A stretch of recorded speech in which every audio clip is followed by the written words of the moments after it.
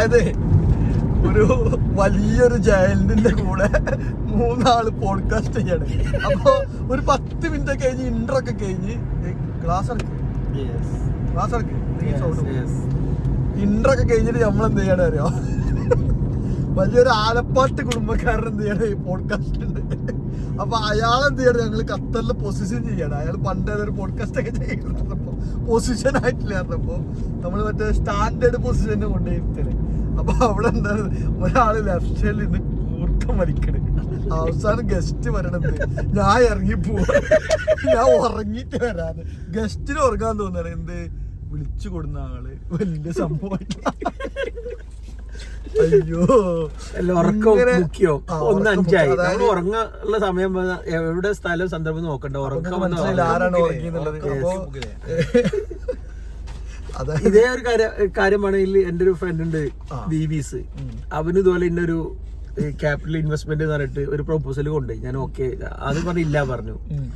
അങ്ങനെ ഞങ്ങൾ 3 പേര് പോയി. കാരണം ഖത്തറിലെ ഒരു ഇൻവെസ്റ്റ്മെന്റ് പ്രോട്ടോടൈപ്പ് മുതൽ കേട്ടിട്ട് അത് ത്രൂ ഔട്ട് അതിലേക്ക് ആളെ കൊണ്ടുവരാൻ പറ്റുള്ളൂ.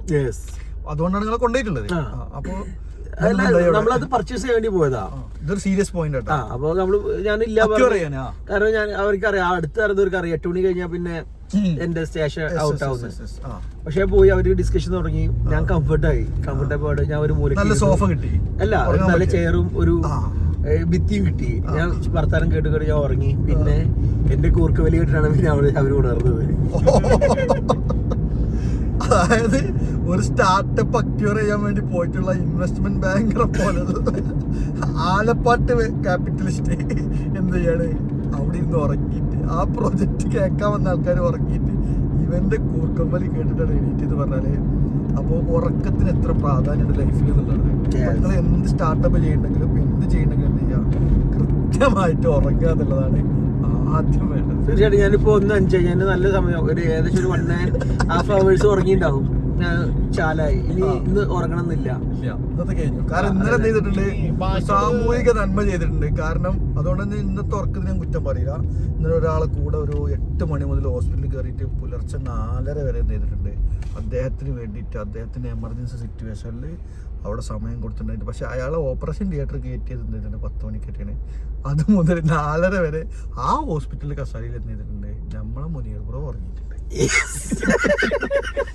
പക്ഷെ അയാൾ വിചാരിച്ചിട്ടുള്ള എന്താണ്, രാവിലെ വരെ എനിക്ക് വേണ്ടി എന്റെ മുനീർ ഇരുന്നു കൊണ്ട് ഉറങ്ങി. ഞാൻ അവരെ സപ്പോർട്ട് ചെയ്തു.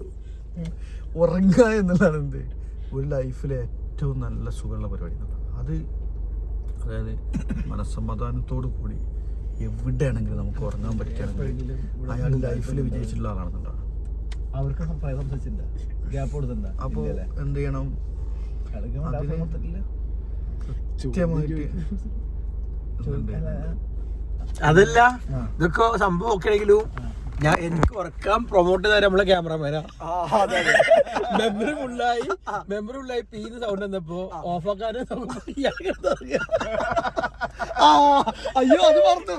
അതായത് നമ്മൾ ഒരു വലിയ പോഡ്കാസ്റ്റ് ഒക്കെ ഷൂട്ട് ചെയ്യാണല്ലോ. അപ്പൊ ഞാൻ വിചാരിക്കണ ക്യാമറാമാൻ ഇതിൽ എല്ലാത്തിലും ശ്രദ്ധ ഉണ്ടാവുന്നത്.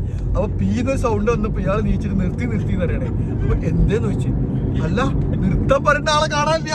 അപ്പൊ ഞാൻ നോക്കിയപ്പോ ലെഫ്റ്റിലുള്ള സോഫയിൽ എന്ത് ചെയ്യാണ്, നമ്മളെ ക്യാമറ ഓപ്പറേറ്റ് ചെയ്യുന്ന ആള് ഉറങ്ങണേ. അപ്പൊ എന്താണ്, ഉറക്കം എല്ലാവർക്കും എന്താണ് പ്രാധാന്യം ഉണ്ട് എന്നുള്ളതാണ്. നമ്മള് കമ്പനിയെ പ്രൊവൈഡ് ചെയ്യുന്ന ഉറങ്ങി കഴിഞ്ഞിട്ട് പോഡ്കാസ്റ്റ് നമുക്ക് നാളെ വേണേ ഷൂട്ട് ചെയ്യാം. പക്ഷെ ഉറക്കം എന്ത് ചെയ്യാം, ഇന്നത്തെ ഉറക്കം തന്നെ ഉറങ്ങണം. അതിൽ യാതൊരുവിധ കോംപ്രമൈസ് നമ്മൾ ചെയ്യില്ല എന്നുള്ളത്. നമ്മളെ വഴി കഴിഞ്ഞു. കാരണം നമ്മൾ ഹൈവേയിൽ നല്ല അടിപൊളി ഹൈവേ കിട്ടുമ്പോൾ എന്ത് ചെയ്യാൻ പാടില്ല, ഓടാൻ പാടില്ല. ഷവർലൈറ്റിന്റെ ഓഫീസാണ് നമ്മൾ നോട്ട് ചെയ്ത് വെച്ചിട്ടുണ്ടായിരുന്നത്. ഇപ്പൊ നമ്മൾ കഴിഞ്ഞ് മുന്നോട്ട് പോയിട്ടുണ്ട്. ഇനി എന്ത് ചെയ്യണം, അടുത്ത കട്ടിങ് എടുക്കണം. അടുത്ത കട്ടിങ് എടുത്ത് കയറിയിട്ട് വേണം എന്ത് ചെയ്യാൻ. നമുക്കിത് എൻട്രി അല്ല, എക്സിറ്റ് ആണ്. ബൈ.